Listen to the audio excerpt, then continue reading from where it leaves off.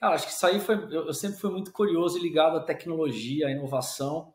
E aí, em 2015, eu fui para uma conferência em Las Vegas da Amazon para ver a inovação que estava acontecendo de tecnologia.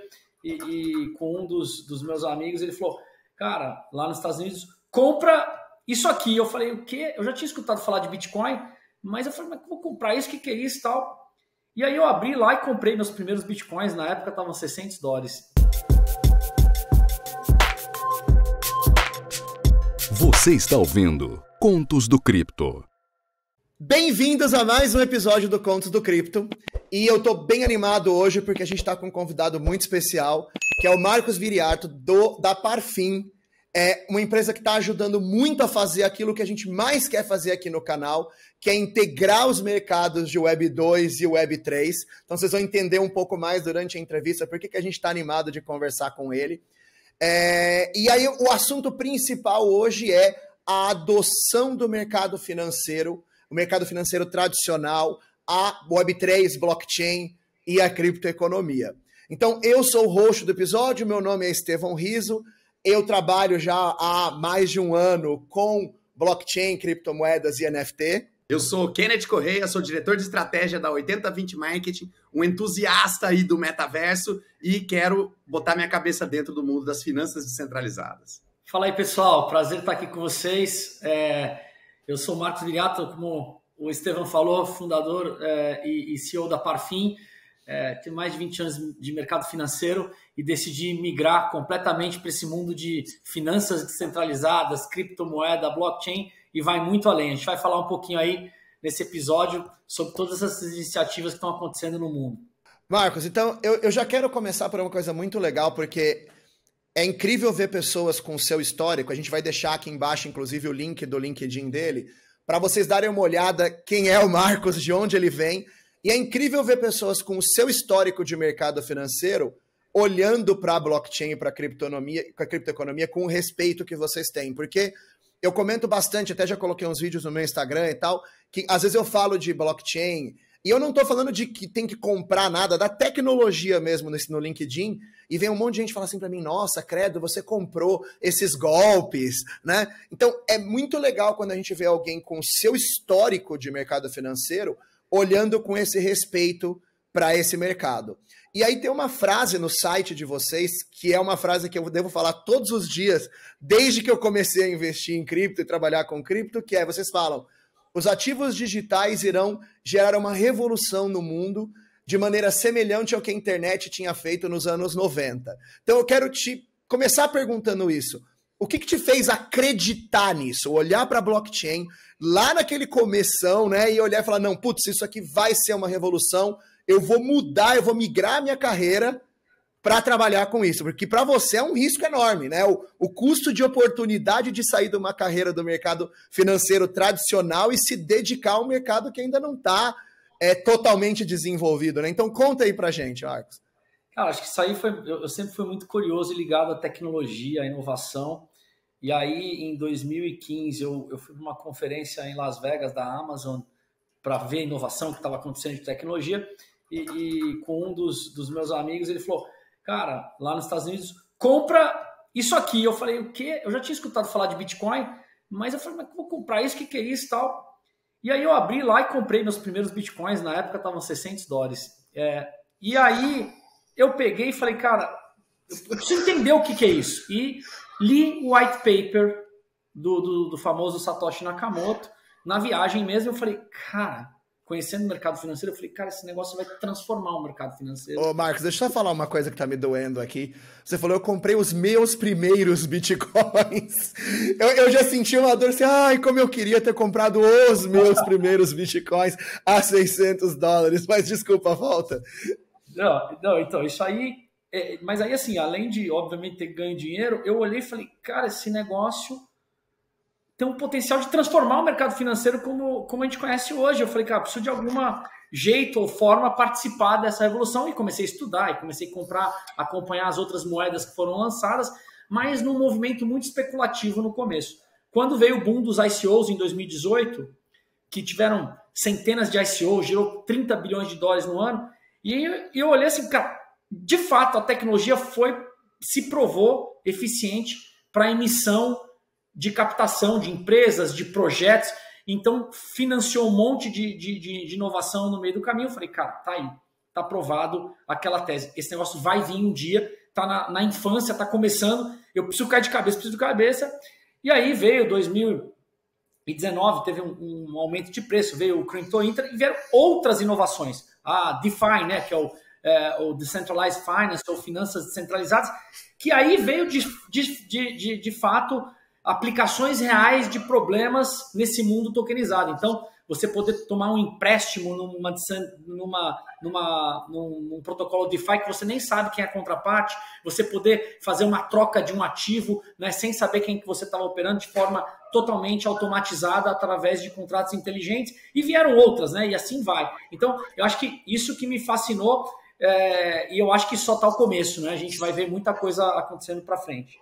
Que legal, hein, Marcos? E aí eu queria te perguntar uma coisa, cara, porque o nosso público são pessoas que estão dentro de empresas, estão conduzindo projetos e nem sempre são da área financeira. Eu queria ver assim, como é que essas empresas podem se preparar para a adoção de Web3? E eu não estou falando nem aqui do ponto de vista apenas financeiro, assim, mas o que você acha que é uma primeira ação? Como é que poderia ser a linha do tempo? Cara, entendi, essa revolução está acontecendo.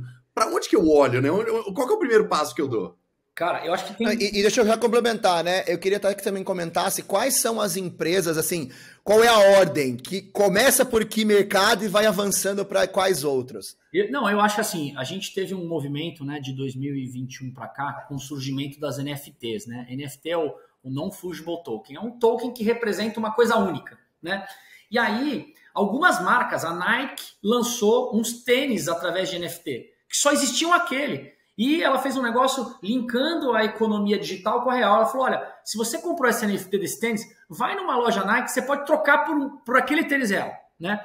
E aí você vê outras marcas famosas, fizeram a Gucci, você teve cantores que fizeram shows em universos virtuais, né? Se você tivesse uma NFT de um ticket, você teve um dos primeiros movimentos de fan token, né, de colecionador, com o NBA Top Shot, que era, você entrava lá, você podia comprar uma NFT que representava a cesta de 3 pontos que virou o jogo do Lakers contra o Ontário, sei lá. Assim, então, e assim, você tem milhares de colecionadores que gostam de basquetebol e que compraram lá um NFT daquela partida, daquela cesta, das bolas, das camisas, né? Então, como é que a gente vê as empresas nesse mundo tradicional? Primeira forma de se explorar, se você tem um produto, você pode estar tokenizando aquele produto, né?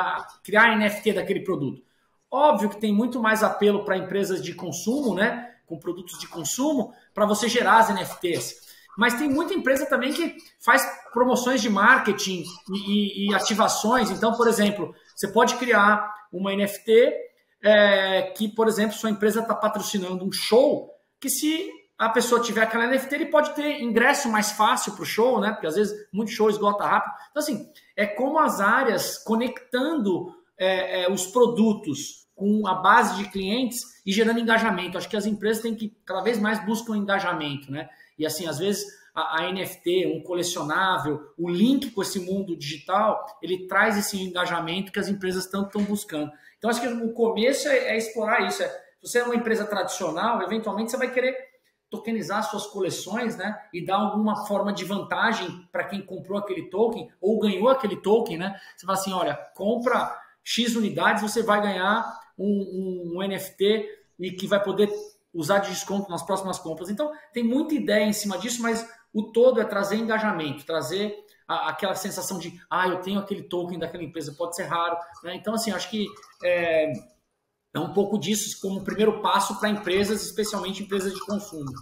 Legal demais, né, cara? Olhar para a tokenização, entender como que ela digitaliza aquela relação. Como é que ela eternaliza aquilo registrando numa blockchain, né? E aí começa, de repente, a entender a questão de propriedade que está por trás aí, né, Marcos? É isso. Eu quero continuar nessa pergunta. Eu já ia começar perguntando um pouco da sua empresa, mas eu queria assim... Ok, você falou das empresas gerais. E o mercado financeiro?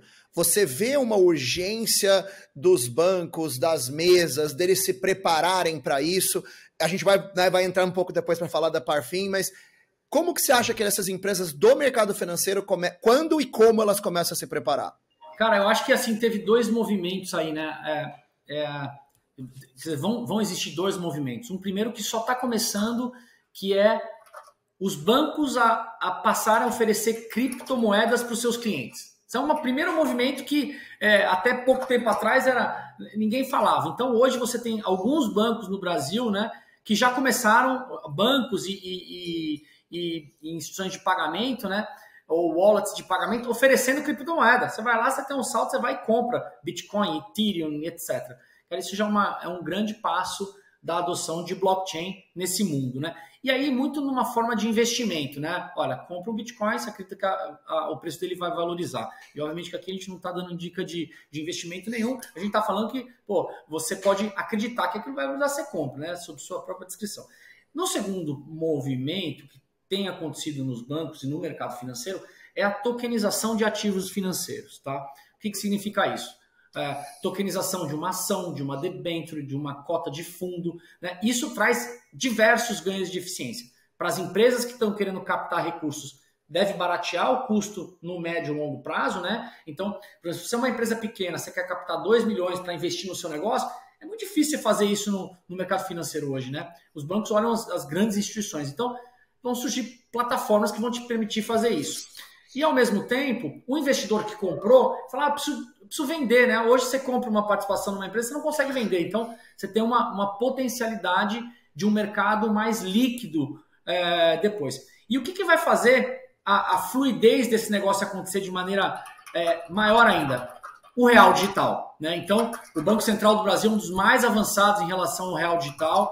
Então, a gente acredita muito que, uma vez que a gente tem o real digital, a tokenização de ativos financeiros e não financeiros, ela vai crescer muito, né? A gente fala ativos financeiros, são ativos que a gente conhece, ação, debêntures, cotas de fundo, mas tem os ativos não financeiros também, né? Então, por exemplo, crédito de carbono, precatório, imóvel, carro. Então, assim, tem uma avenida de coisas aí para acontecer nesse mundo de tokenização, né? Que a gente está com bastante... E já estão acontecendo. Não é que vai acontecer. Já está acontecendo hoje, né? A gente pode dar alguns exemplos aí, tá? Você falou isso daí, Marcos, assim, a minha cabeça fez assim, ativos sintéticos, eu quero conversar sobre ativos sintéticos, mas eu não vou abrir essa porta agora, porque senão a gente vai ficar aqui 2 horas. Se a galera pedir aqui embaixo, a gente vai te chamar de novo, porque eu quero talvez gravar um programa inteiro sobre ativos sintéticos. Uma coisa legal que você falou do crédito de carbono, eu trabalho na Niftify, que é uma empresa de fracionamento de NFT, e eu falo muito que o futuro vai ter você ter tokens, por exemplo, como você ter um token de um imóvel e você fracionalizar esse token, né? Então pensa, você vai poder ter um carro dividido com 6 amigos, né? Então tem uma série de coisas legais para acontecer aí nesse mercado, mas eu não vou abrir essa avenida agora, senão a gente não vai terminar o programa. Ô, Estevão, deixa eu aproveitar para perguntar para o Marcos o seguinte, Marcos, a gente queria que você falasse um pouco da própria Parfin, né? Um pouco assim, qual que foi a origem, né? De onde veio a ideia, qual foi a principal motivação, qual foi a visão de negócio que vocês tiveram, né? Para o que você estava olhando, quais são os produtos de vocês hoje em dia, dá um desenho para isso, para a gente conseguir entender o contexto também, como é que você olhou para essa oportunidade e trouxe isso para o negócio? Cara, assim, inicialmente a gente estava focado muito em cripto, né? Porque foi o começo de tudo lá atrás, né? Inclusive um dos meus sócios, ele está minerando Bitcoin desde 2013, já fez muita coisa no setor, e a gente falou assim, vai haver uma adoção institucional, grandes bancos, instituições comprando cripto, moedas para uma diversificação de investimentos, né? E aí, um dos grandes problemas desse mundo de blockchain é complexo, não é simples, né? Então, você precisa de infraestrutura, você precisa guardar de forma segura os seus ativos através de uma solução de custódia eficiente. Quando você vai transacionar esses ativos, você precisa ter segurança das conexões com as contrapartes. E aí, nesse sentido, a gente fez o nosso primeiro produto, que era um produto que ajudava você a gerir esse ecossistema, a consolidar suas moedas, a fazer a marcação, a consolidar o seu portfólio de investimentos, né?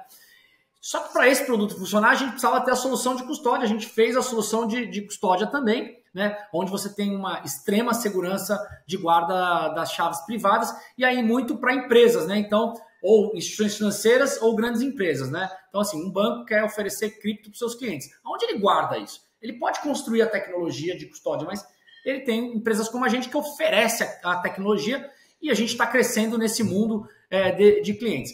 E aí, em cima disso, a gente falou, puta, se eu faço custódia de cripto, eu também tenho a solução para fazer custódia de NFT, de ativos tokenizados. A única diferença é que a gente precisa colocar na solução de custódia os protocolos blockchain que suportam essas tokenizações, e foi isso que a gente tem feito, né? Então, hoje a gente tem soluções específicas de cripto em cima dessa solução, a gente suporta NFTs, né? Se você quer fazer uma coleção de NFTs, a gente ajuda, e a gente também tem toda a solução de tokenização, você pode tokenizar qualquer ativo. Obviamente que você tem, as empresas, né, tem que definir as regras de negócio, os ativos que querem ser tokenizados e assim por diante.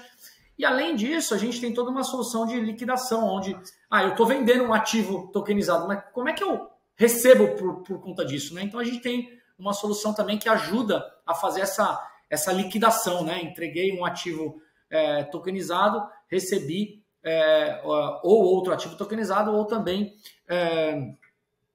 ativos reais, né? Como dinheiro, etc. Então, acho que a gente fez isso, e aí, para nossa surpresa, o mercado ele se abriu muito, né? Qual que é a nossa visão para o futuro, né? As empresas, as corporações, elas vão ter os reais digitais, os dólares digitais, elas vão ter os fluxos de venda dela tokenizados, né? Os fluxos de recebíveis tokenizados. Ela vai ter, por exemplo, os ativos reais tokenizados, as coleções dos seus produtos tokenizados. Então, essas empresas, né, não só no mercado financeiro, vão precisar ter soluções que eles consigam dar uma visão 360. Você imagina o cliente fala assim, eu quero pagar seu produto com um real digital. Você fala, não posso receber porque eu não tenho uma wallet do real digital. Então, a gente vê isso numa visão 360 desse mundo de Web3, né? Das pessoas conseguirem consolidar esses diferentes ativos que vão surgir, não só empresas, mas como instituições também, né? E clientes finais. Deixa eu ver assim, eu vou tentar, mas entendendo um pouco do que seria a tese por trás de você, seria, né? Essa mudança talvez vá acontecer mais rápido do que o mercado está esperando, e provavelmente as instituições não vão ter a capacidade de se mover nessa mesma velocidade, de se integrar com esse mercado tão rápido, e aí vocês vão estar com uma solução boa, pronta para que essas instituições possam entrar. É mais ou menos essa ideia. Exatamente. Você imagina o seguinte, foi criada a internet, mas eu preciso acessar o site. Eu não tinha o browser. A gente está fazendo essa infraestrutura de browser e de acesso a esse mundo novo, né? Então, fazendo uma analogia com o Web 2, né? Então, a gente está partindo de ajudar as pessoas a acessarem esse mundo de finanças descentralizadas, de DeFi, de cripto, de tokenização de ativos. O que é incrível, né? Porque na hora que a virada começar a acontecer, já existe uma boa solução pronta para grandes instituições financeiras que quiserem usar. E aí vem a minha pergunta para você, que é, quem que são os clientes atuais da Parfin? Quem que vocês acham que ainda vai ser cliente e não sabe, né? Então, olhando de uma maneira mais ampla para o mercado.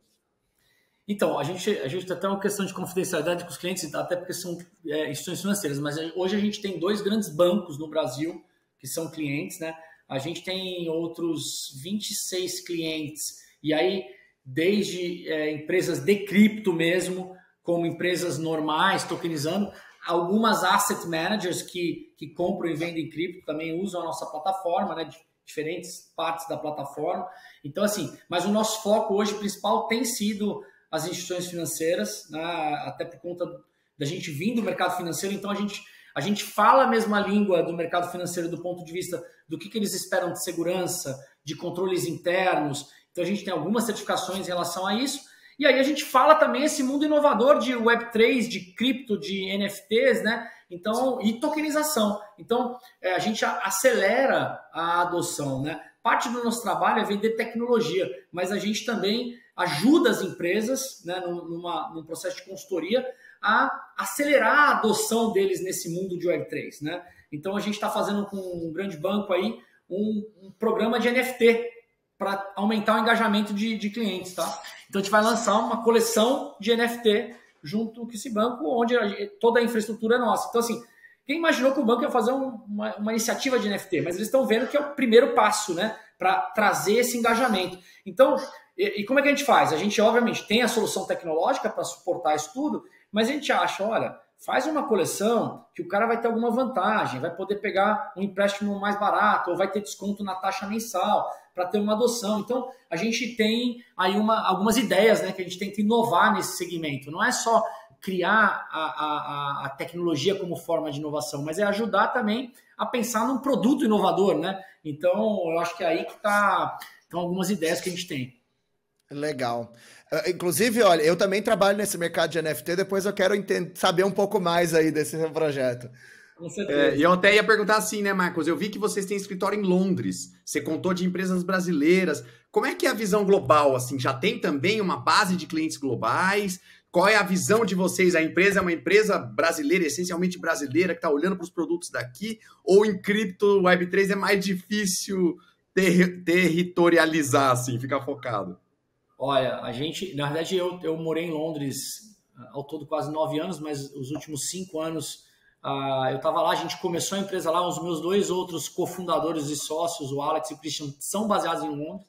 A gente tem mais ou menos 10 pessoas em Londres, umas 15 em Portugal, e aí tem 3 nos Estados Unidos e o resto no Brasil, né? Hoje nós somos 70 pessoas. Então, assim, a empresa já nasceu global. Esse mercado é globalizado, não tem fronteiras, né? Então, assim, é descentralizado. Então, a gente hoje atende cliente no Brasil, que é o nosso grandes clientes no Brasil, mas a gente está pegando cliente no mundo inteiro. É um negócio impressionante. E aí, acho que o bacana disso né? A gente fala, tem esse monte de brasileiro maluco vai fazendo coisa. Cara, a gente está fazendo tecnologia de ponta e a gente é validado pelos clientes internacionais. Então, isso é uma coisa que a gente tem que ser prático. Vamos exportar tecnologia, né? Então, eu acho que é isso um recado para todo mundo aí. Não se envergonhe de fazer tecnologia e pensar em inovação, porque tem muita oportunidade, especialmente nesse mundo de Web3, né? Tem oportunidade que vai surgir. Pensa o seguinte, nós estamos vivendo a internet de 1996, 97, tá? Nesse mundo de Web3 cripto. Então, para quem quer inovar, pensar em formas diferentes, comece a estudar agora, se já não tem conhecimento, porque vai ter oportunidade. A gente vai ver um novo ciclo nos próximos 5, 10, 15 anos. Eventualmente vão surgir os novos Googles, os novos Facebooks e assim por diante, nesse período aqui. Então, e aí, para isso você tem que ser global. Não adianta mais. A gente, apesar de ter um foco muito em cliente, porque a gente tem relacionamento no Brasil, a gente tem cliente fora do Brasil. Acho que até nesse sentido a gente foi uma das primeiras soluções de custódia do mundo a integrar o MetaMask institucional, tá? Que dá acesso a protocolos DeFi de forma extremamente segura. Então, assim, a gente foi a terceira, na realidade. Inclusive, a gente tem uma boa moral assim, com o ecossistema global por conta disso, né? Pouca gente fez, entendeu? Então, assim, é o que eu falo, a gente está olhando realmente para participar dessa disrupção que está acontecendo no ecossistema de Web3 da melhor forma possível, né? Uma coisa que eu acho muito legal, a empresa que eu trabalho hoje também foi fundada no Brasil, ela é uma empresa global. Os fundadores são de uma cidade que, quando eles me falaram, eu achei que eles são de Congonhas, em Minas Gerais. Eu falei, mas peraí, Congonhas?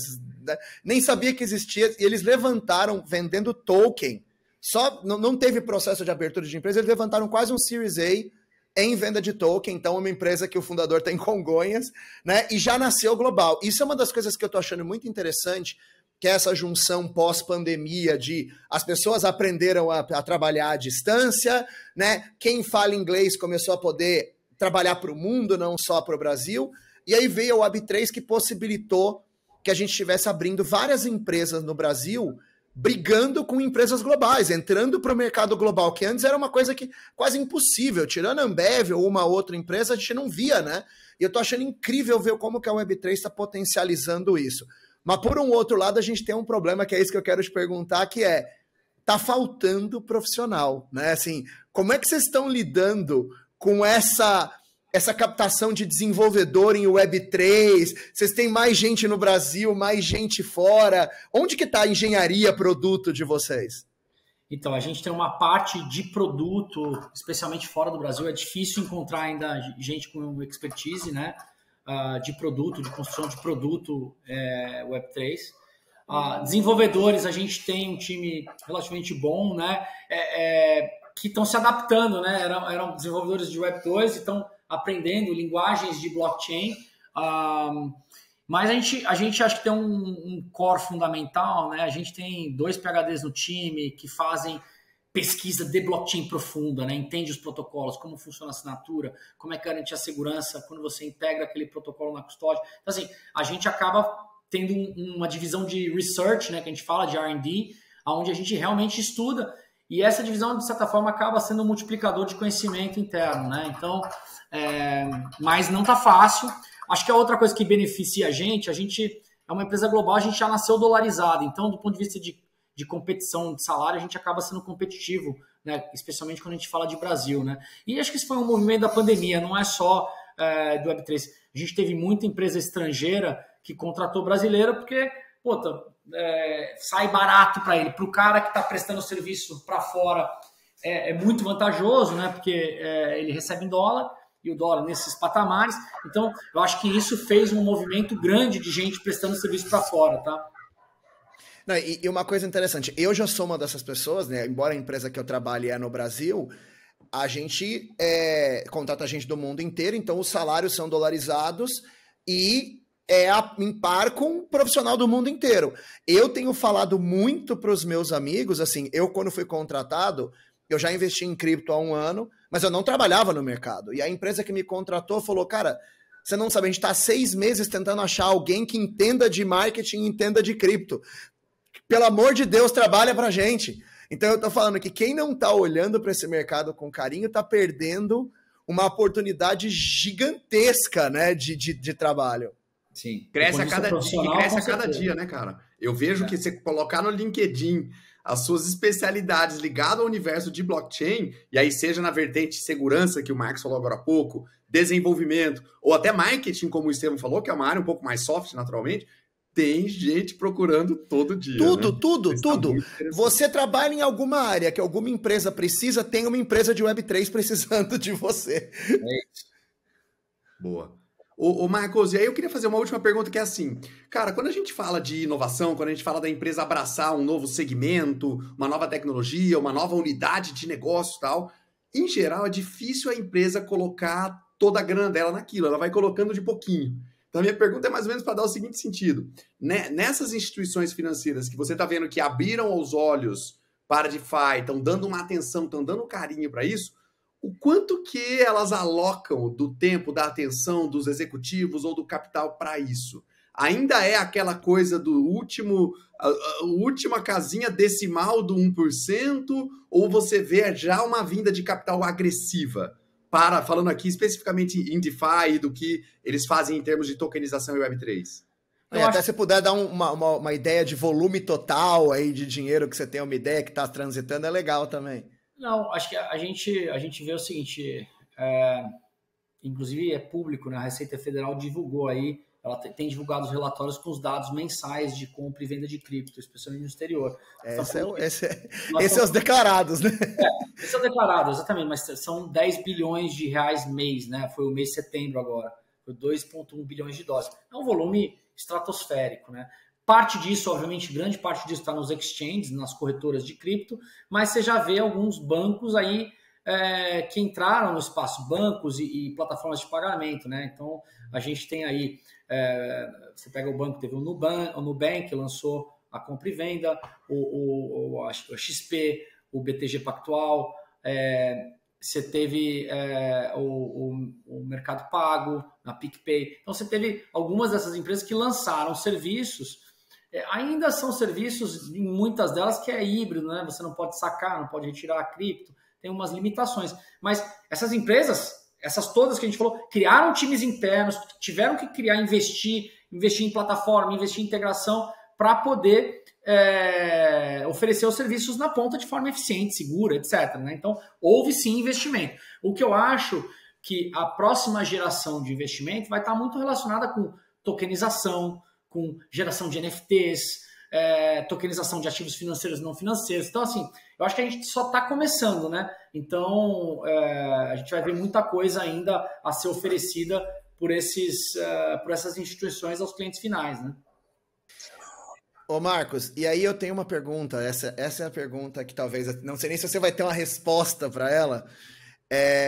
Mas assim, eu tenho tentado falar para quem eu conheço, trabalha no mercado, que assim, eu tive, por exemplo, eu conversei com uma grande construtora e eu falei para eles assim, vocês não têm que sair fazendo tokenização imobiliária hoje. Vocês deviam ter pelo menos uma pessoa de research aqui dentro olhando para isso, né? Porque assim, para não acontecer que nem aconteceu com a internet, que a gente viu aquela quebradeira de um monte de empresa do mercado de varejo que demorou demais para entrar. Então a minha pergunta assim, o que você acha, para a gente fechar o episódio aqui, o que você acha que são os principais riscos, se as empresas já deveriam estar olhando para isso hoje, ou se elas ainda têm tempo, e o que você acha que são os principais riscos de quem nem começou a olhar para isso? Então, eu acho que assim, hoje muitas das cadeias de valor, quando uma empresa grande quebra, né, que tem uma disrupção, vem uma inovação e rouba a rentabilidade da cadeia de valor daquela empresa, né? De certa forma vai lá e rouba aquela rentabilidade e a empresa, quando se vê, está fora do mercado, né? Ou tem uma chance de perder muito cliente. Então, eu acho que assim, se as empresas não querem investir diretamente, né, em criar soluções internas, a gente vê muitas empresas grandes investindo através de corporate ventures ou até dinheiro da própria empresa em startups que estão fazendo essa inovação no setor que ela atua, né? Então, pelo menos ela não fica fora, ela se força a aprender, né? Porque ela vai lá, investe 100 mil reais, 50 mil reais numa startup, ela se força a olhar aquilo mais de perto. Então, acho que o primeiro passo é isso. Agora, alguns setores, as pessoas vão ter que olhar, o setor financeiro tem que olhar a tokenização. Quem não fez ainda já está atrasado, muito, né? E aí não é só cripto, é tokenização em geral, tá vindo real digital aí, então assim, a revolução só está começando. Então assim, tem que ver. Aí eu diria que assim, empresas de consumer goods também, acho que tem uma revolução de tokenização. Consumer goods empresas que vendem produtos de varejo, né? Então, essas empresas têm que estar atentas ao que está acontecendo. Ainda mais com essa questão de engajamento, né? Você vê, a Nike, o ano passado, foi uma das primeiras a criar um NFT do tênis. Aí vieram as grandes marcas, a Gucci fez uma bolsa, o NFT da bolsa era mais caro que a bolsa física, né? Então, assim, foi um experimento, talvez aquilo nem saiu. Então, essas empresas de consumo, elas têm que estar atentas a isso, né? Empresas mais construtora, putz, eu acho que a construção, ela está distante, né? Talvez tokenizar um imóvel, não sei se é nesse primeiro momento, mas assim, tokenizar um imóvel na planta para aquele investidor que quer vender antes de receber o imóvel, cara, tem uma oportunidade ali, fazer um fracionamento para a construtora captar dinheiro mais barato, e o cara quer só investir naquele upside, né? Ele quer participar daquele financiamento. Então, eu acho que esse tipo de inovação, todas as empresas deveriam olhar, né? Porque vai ter uma oportunidade nos segmentos delas, entendeu? Cara, você falou isso aí, eu conversei com a consultora falando exatamente isso que você falou. Eu falei, pensa para você fazer captação de recurso, você oferece um token que as pessoas podem comprar de uma maneira muito simples, numa corretora de venda, né? E que o número de pessoas que entraria nisso, eu poderia entrar com 100 reais para participar de um movimento em que eu acredito, né? Mas, Marcos, o que eu quero? Como você já topou gravar um segundo episódio com a gente, essa última pergunta foi exatamente para deixar o pessoal aqui com aquele comichão que eles precisam assistir o próximo episódio. Então, se você está aqui até agora e esse tema tá te interessando, não deixa de curtir o vídeo, assinar o canal, manda o vídeo para aquele seu amigo que ainda não enxergou que isso aqui, cara, a próxima Amazon, o próximo Google, o próximo Facebook está sendo criado agora. E fica ligado no próximo episódio, que o Marcos vai continuar com a gente para o próximo. Então, até o próximo episódio do Contos do Cripto e muito obrigado por ter ficado com a gente até agora.